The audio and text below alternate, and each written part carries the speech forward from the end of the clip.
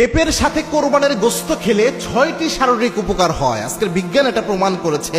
আল্লাহর হাবিবের একটা সুন্নাহকে আপনি যদি এখানে সামনে রাখেন, আপনি অবাক হয়ে যাবেন। আল্লাহু আকবার, কি সৃষ্টি আল্লাহর! এই যে পেঁপে আল্লাহ সৃষ্টি করেছেন, এটা এমন নিয়ামত দিয়েছেন। আবার কোরবানির সময় যে এলোমেলো খাওয়া দাওয়া খায়, এটার মধ্যে কি ব্যালেন্সটা হয়ে যায় এই ক্ষেত্রে। আল্লাহর হাবিবের সিস্টেমে কিন্তু এটা ছিল। আপনি দেখেন, সহিহ বুখারী সহিহ মুসলিম খুলেন, একটা বর্ণনা এখানে নিয়ে আসেন, আপনি অনেকটা মিলাতে পারবেন।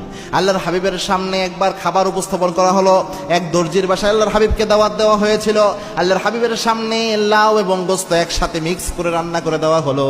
আল্লাহর হাবিব সাল্লাল্লাহু আলাইহি ওয়াসাল্লাম খাবারটাকে খুব পছন্দ করলেন এবং লাউগুলোকে একটা একটা করে আল্লাহর হাবিব খাচ্ছিলেন। খুব সুস্বাদু খাবার। আল্লাহর হাবিব সাল্লাল্লাহু আলাইহি ওয়াসাল্লাম লাউগুলোকে বেছে বেছে খাচ্ছিলেন। আজকের বিজ্ঞান লাউ গোস্তের উপকার প্রমাণ করেছে এবং পেঁপে গোস্ত এটাও কিন্তু লাউ গোস্তের মতোই। আল্লাহর হাবিব যে মিক্স আপ করে খেতেন, এটারও একটা গবেষণায় বের হয়ে এসেছে, আর্টিকেলে পড়লাম, যেটা হজম করার ক্ষেত্রে এই পেঁপে এবং গরুর গোস্ত যদি আপনি রান্না করতে পারেন, অনেক উপকার হয়। পেঁপেতে আপনার পাপাইন নামক এক ধরনের এনজাইম থাকে, যা আপনার প্রোটিনকে ভাঙতে সহযোগিতা করে, যা আপনার হজমের জন্য উপকারী। এখানে মাংস নরম করে। অনেকে দেখবেন মাংস অনেক শক্ত থাকলে পেঁপে মিক্স করে, তার কারণে কিন্তু দ্রুত মাংস নরম হয়ে যায় এবং গ্যাস এবং বদ হজমের জন্য এটা উপকারী।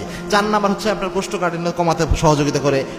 চর্বির যে স্বাভাবিক যে আপনার ভারসাম্য রয়েছে, বিভিন্ন চর্বি থাকে এখানে, যেহেতু চর্বির সাথে আপনার যেন শরীর ফিট হয় বা ভারসাম্যপূর্ণ একটা অবস্থায়, যে ক্ষতি যেন না হয়, এই জন্য পেঁপের মধ্যে থাকা উপাদান এটার মধ্যে একটা ব্যালেন্স নিয়ে আসে, ভারসাম্য নিয়ে আসে, এটার যে আঁশগুলা রয়েছে। 6 নাম্বার যেটা উপকার, এখানে অনেকগুলো ভিটামিন আল্লাহ ঢুকাই দিয়েছে। এই পেঁপেতে থাকা ভিটামিন সি, এ, অ্যান্টি অক্সিডেন্ট, সবগুলা গোস্তের সাথে মিক্স হয়ে শরীরে উপকার দেয়।